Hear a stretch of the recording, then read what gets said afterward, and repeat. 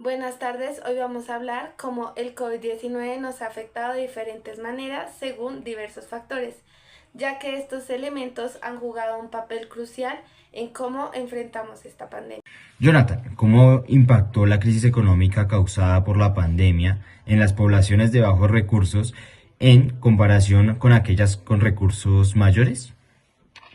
Respondiendo a la pregunta de Carlos, esto se relaciona directamente con los factores socioeconómicos y ambientales, ya que las poblaciones de bajos ingresos sufrieron un impacto desproporcionado, experimentando mayores tasas de desempleo y la reducción de ingresos y dificultades para acceder a los servicios esenciales.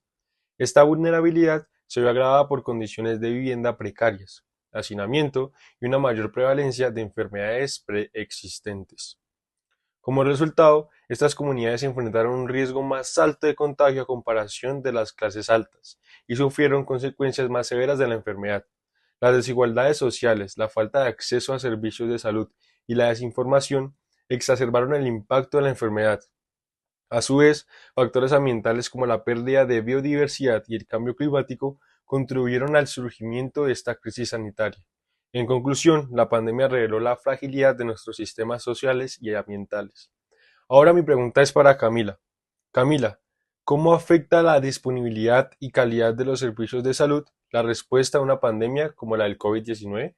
Bueno, Jonathan, y respondiendo a tu pregunta, la pandemia causó interrupciones en los diferentes centros de salud, lo cual se vieron afectadas las personas que asistían a ellos, por ejemplo, personas que tenían enfermedades crónicas o problemas de salud mental. Por otro lado, vimos que hubo una escasez del personal, médicos, enfermeros, fisioterapeutas y la falta de recursos esenciales para tener en las UCIs o cómo aislar a los pacientes. No había tantas camas, tantas habitaciones, por eso se vio afectado. Bueno, mi pregunta va para Alejandra. ¿De qué manera las condiciones de vivienda, como el hacinamiento y el trabajo, afectó la transmisión del COVID-19 dentro de los hogares? Las condiciones de vivienda como el hacinamiento y las condiciones laborales han influido significativamente en la transmisión del COVID-19 dentro de los hogares. El hacinamiento dificulta el distanciamiento físico y aumenta el riesgo de contagio entre los miembros del hogar, mientras que los trabajadores que a menudo viven en estas condiciones están expuestos a un mayor riesgo debido a su necesidad de interactuar con otras personas. Además, pues las desigualdades socioeconómicas agravan muchísimo la situación, ya que las familias de bajos recursos son más propensas a vivir en espacios sobrepoblados y a trabajar en sectores que no permiten el teletrabajo. Entonces, esto contribuye muchísimo a un ciclo de contagio en comunidades vulnerables. Nicolás, ¿por qué son más vulnerables al COVID-19 las personas con condiciones de salud preexistentes como la diabetes o la hipertensión? ¿Cómo influye la edad en el riesgo de desarrollar formas graves de COVID-19? Bueno, porque son más vulnerables estas personas al COVID-19, pues principalmente porque una persona con diabetes, con hipertensión, con EPOC, pues ya tiene una condición preexistente. Entonces, digamos, en la diabetes, en el caso de la diabetes, puede haber una complicación vascular, y pues obviamente esto aumenta el riesgo, no sé, de una neumonía o que el síndrome de dificultad respiratoria agudo pues sea mayor.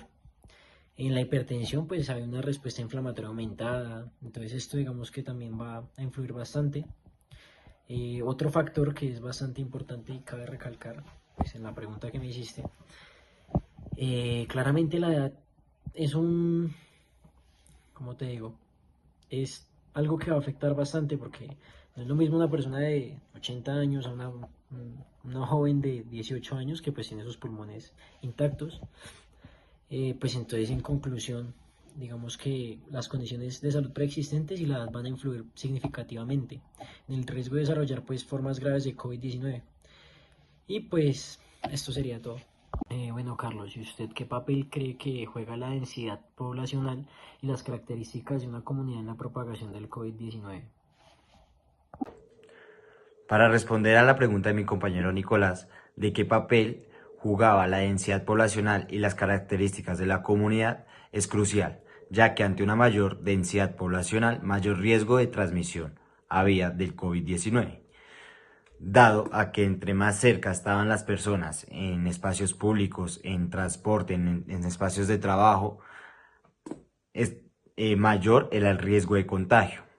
Por eso, las características de la comunidad era un factor clave, ya que hablamos de la cultura y el comportamiento social, donde el comportamiento era importante para que este virus no se transmitiera, teniendo en cuenta el tema del tapabocas, el tema del lavado de manos, era muy importante, donde también la movilidad de la población, lo ideal era que no estuvieran cerca estas personas, a 1 metro de distancia mínimo, donde se tomaron medidas, pero no fueron suficientes para detener la transmisión de este virus, como los factores socioeconómicos. Personas de alta clase lograron tener un mejor cuidado, pero las personas de bajos recursos no lo lograron. Nicolás, ¿cómo afectaron los confinamientos al estilo de vida de las personas y en qué consecuencia tuvo esto en la salud en general? Bueno, Carlos, respondiendo a su pregunta, principalmente, ¿cómo afectó, digamos, al estilo de vida de las personas y a la salud?